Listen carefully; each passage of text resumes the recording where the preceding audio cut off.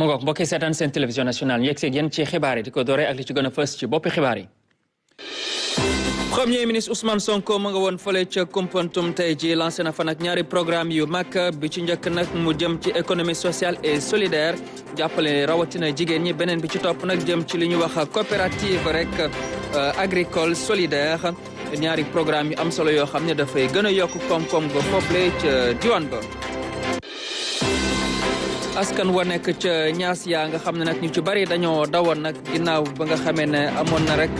ñàkk jàmm ginnaaw ba jàmm ji delsee ñi nga xam ne ñoom ñoo yore lépp jëm ci wàllu solidarité nationale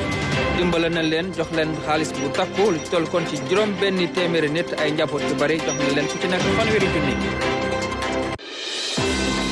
koor gi dañuy dem ba fële ca diwaanu Matam ak tàngaay bi ñu gis na nag njaayum frigo bépp appareil électronique